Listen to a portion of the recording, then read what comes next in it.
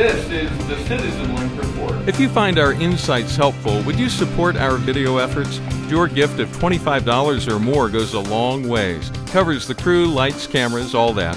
Just click on Donate. Thanks from all of us.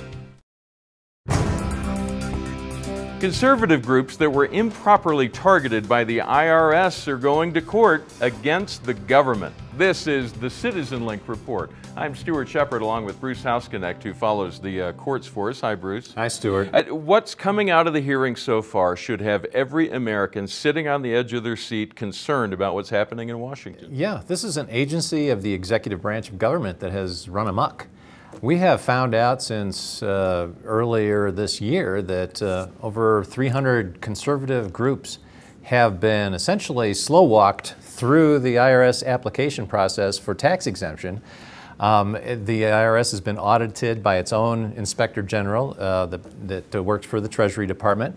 And what he has found and what he has reported through his audit and through testimony is that this is an unprecedented action by the IRS against conservative groups. He says he hasn't seen anything like this since the Nixon era. Now, one interesting aspect of this, which you've been pointing out, is the groups were not denied their status.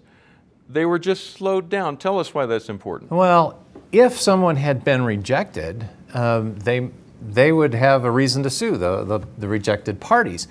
But of the approximately 300 organization applications that he audited, he said that 108 had been approved and that 28 were withdrawn, mostly because they were tired of going through the process, and that left 160 applications open. None had been denied, because once you deny something, you give someone a cause of action to file a complaint, go to Congress, and cause a ruckus. Something that will show up, something that might make it into the papers. That's right. Now, if you keep promising that you can get your tax exemption if you give us 1,200 more documents or promise this, then we'll look at it. So here, fill out another form, send it to us, and we'll get back to you. And part of the reason this worked, I think, is because most nonprofit groups don't want to put in their newsletter, don't want to send out to the folks who follow them, hey, we're being audited, hey, we're trying to get our tax exempt status, but it's dragging on and on, because it gives the impression that you might be doing something wrong.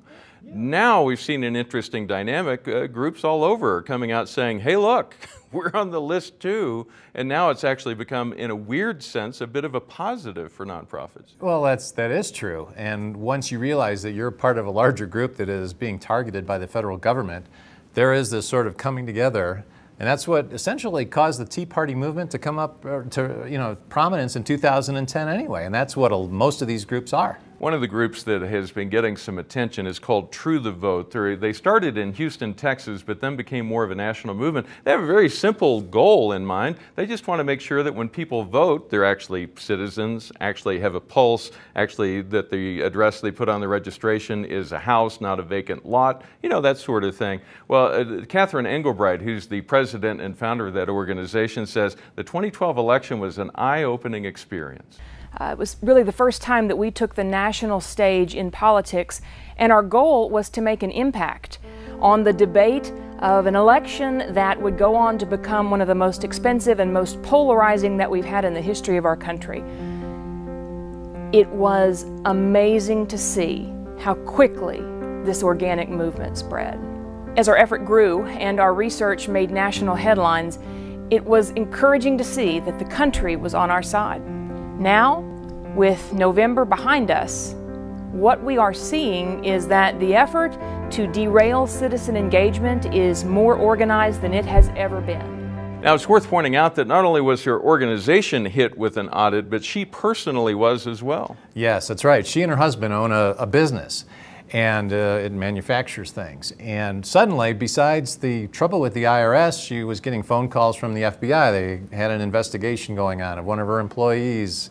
And then OSHA showed up, wanted to investigate whether her facilities were safe, and gave her a huge fine, some $25,000. Wow. Who else showed up? The Texas version of the Environmental Protection Agency showed up and said, hey, you're not in compliance, you need to spend another $40,000 building some storage sheds for your process. So she had the full weight of government come down on her in the 2 years following. coincidentally. It just all sort of happened in that window of time. You know, I can see lightning hitting a house once, but hitting the house 5 times for 5 different storms in the same 2-year period, no, that doesn't happen. And as we mentioned, the organization was audited, their business was audited. I mean, the IRS showed up on their doorstep as well. That's kind of a rough year for anybody, but that's apparently been echoed over and over again around the country. Now, one interesting aspect of this, the articles I've been reading in the mainstream media, I've been reading more than I ought to, will go so far as to say, well, the actions of the IRS to slow down the process of getting your proper nonprofit status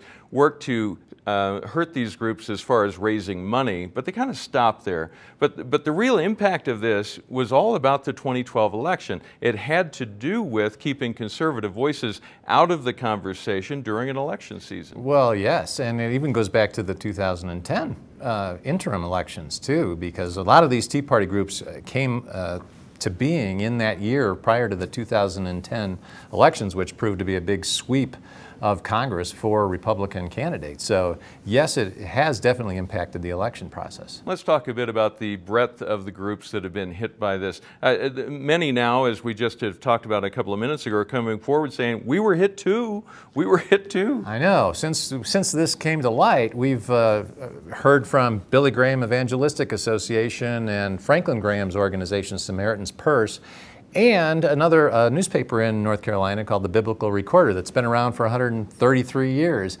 Those organizations were audited for the very first time by the IRS following some ads that they ran in the newspaper supporting North Carolina's marriage amendment that was approved by the voters a year ago.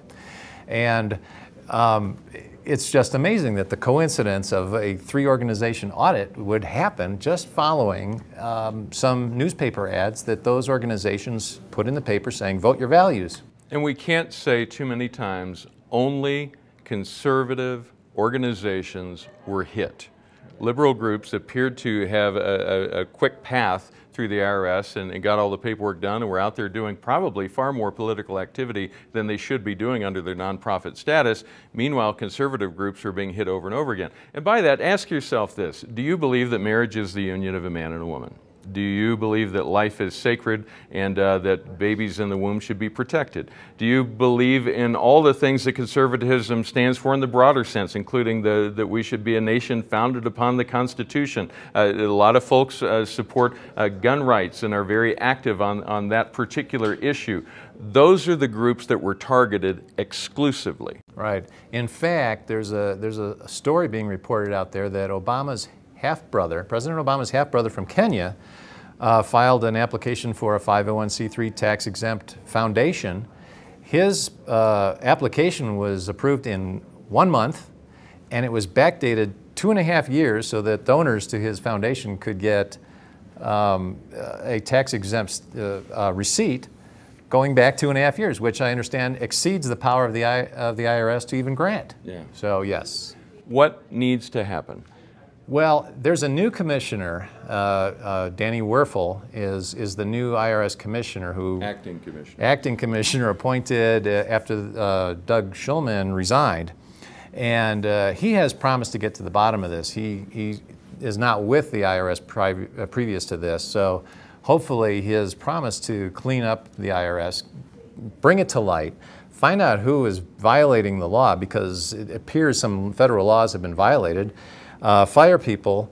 We need to find out who's broken the laws and send a few people to jail over this thing. It's that serious. All right. Bruce, thank you for your insights. Appreciate it. Sure. And we appreciate hearing from you. You may always write to us at mail@citizenlink.com. We appreciate your comments, your questions, your criticisms are welcome as well. We do read every note that comes in, even though we don't always get to respond to all of them. We do read everyone personally when it gets here. We encourage you to pray for the members of Congress who are heading up these hearings that are going on. Pray that they would have the ability to ask the insightful question, the incisive question that will help cut to the heart of this so that we can get some truth about what actually went on and what needs to happen next. And remember, stand tall and be heard.